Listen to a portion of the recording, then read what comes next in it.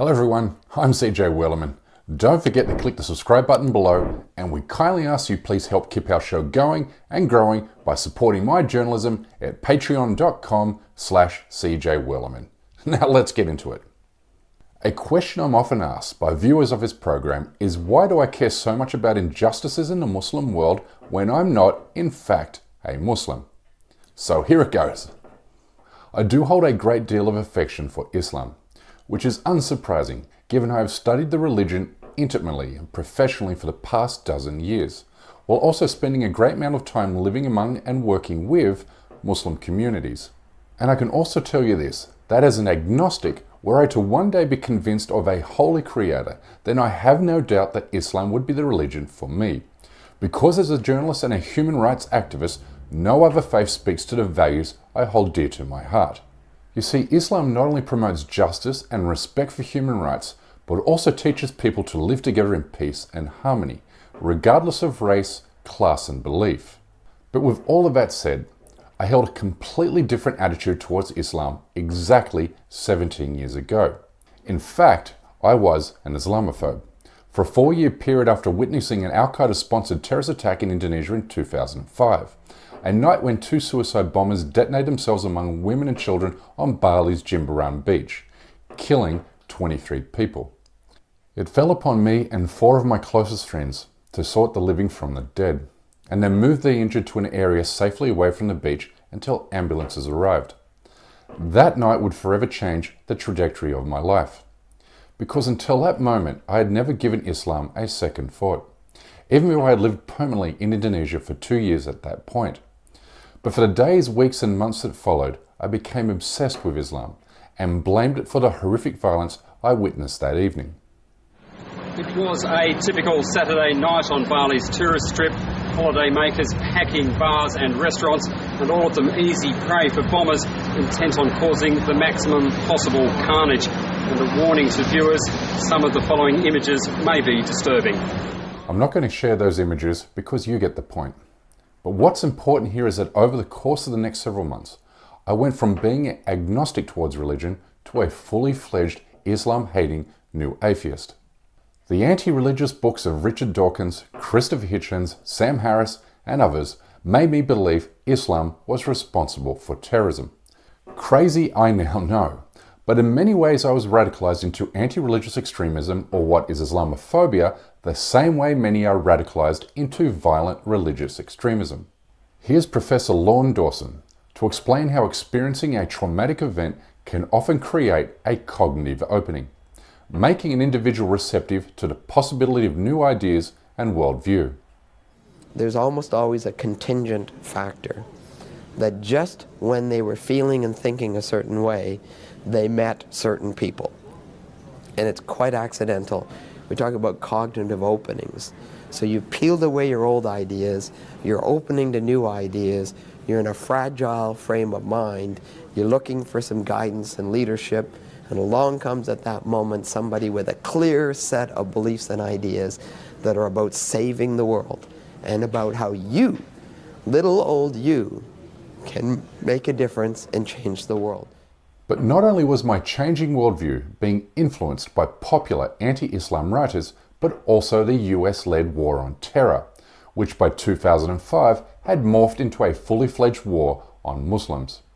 We were being led to believe the Quran was responsible for 9/11, the London bombings, and the attack I witnessed in Bali. We were told that this was a clash of civilizations, that Islam has bloody borders, while the invasions of Iraq and Afghanistan were sold as civilizing missions.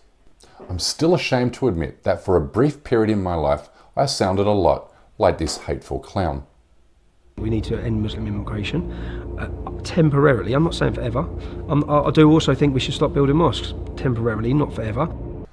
In 2008, I published a book that condemned religion, all religions, and it gave me a large audience among the growing anti-Islam crowd in the United States. But long ago I instructed my publisher to remove the book from print because it no longer reflects the person I am today. So I now know what you're thinking.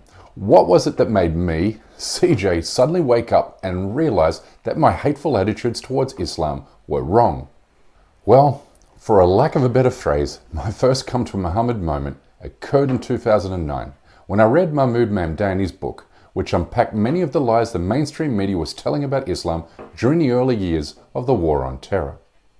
I was struck by the fact that the New York Times kept on reporting that more and more Americans were buying copies of the Quran in order to gain an insight into the motivation of those who hijacked planes and hit them into the Twin Towers. And the New York Times eventually reported that the Quran was one of the best sellers in American bookshops. I was struck by it because I thought of my own family, friends, people I knew back home in Kampala, and as the weeks and months and years rolled by, and as the U.S. invaded Iraq and bombed Iraq, I wondered whether my parents or relatives or cousins or friends were going to bookshops to buy copies of the Bible to get an insight into why the U.S. was bombing Iraq. And of course I realized they weren't. I didn't even think the people of Fallujah were trying to get a clue as to why bombs were raining on them by reading the Bible, even though the President of the US was claiming biblical inspiration for these set of events. This book ignited a fire within me. It made me want to understand Islam in a deep and intimate way. And because I was fortunate to be living in Indonesia at the time, I had access to some truly great Islamic scholars. Through them I came to understand how the Quran and Islamic hadiths squared with the life and times of the Prophet Muhammad. I came to see him as a remarkably inspirational figure, an individual who not only defended his people against devious enemies, but also a leader who delivered justice, peace and equality while eradicating corruption and vice. He was a revolutionary against oppression and injustice, the same way Jesus Christ stood up for the downtrodden and those crushed under the heel of Roman occupation. Ultimately, I guess what you can say is this, that whereas an Islamist terrorist attack had turned me into an anti-Islam bigot, studying the Quran and experiencing Islamic culture turned me into an activist against Islamophobia. And I've spent much of the past 14 years using my journalism to counter the kind of Islamophobic tropes and narratives that once seduced me.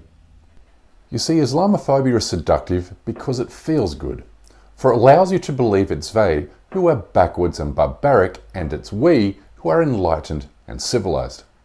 It's the great lie told by all colonial powers to justify the pacification and subjugation of those who stand in the way of our capitalist exploits and imperial projects. It allows you to forget the horrors and injustices carried out in our name against the less fortunate other. Islamophobia also allows you to pretend that European colonialism never destroyed civic, social and political life in Muslim-majority countries it occupied. It allows you to pretend violence in Muslim-majority countries is the product of ancient rivalries and not the legacy of colonial, divide and rule strategies. Islamophobia also allows you to pretend the problems within our own societies are not the products of our choices, but rather the import of an external other. It's not us, it's them, and if we can just rid ourselves of them, then all will be good here, they say. But the good news is this: Islamophobia is indeed curable. I was cured by understanding Islam from Muslims, rather than from those who wish only to profit from the demonization of them. I was cured by taking a closer look at my country's role in the global cycle of violence. I was cured because I became aware I was unwell. But if I can cure myself to the psychological disease that is Islamophobia, then you can too. You, like me, will come to see the unique and unmistakable beauty that sits within the Islamic faith. You just need to take the first leap. As for me, I continue to seek and attain a better understanding of what is indeed the world's most beautiful religion. Anyway, that's my time for today. Please don't forget to subscribe to this channel, and we kindly ask you please support this endeavour by becoming a member of this show at patreon.com/CJWorderman. We can't produce, sustain and grow this show without your help, and we offer exclusive benefits to those who do. But for now, good night, good morning, wherever you are, and stay blessed.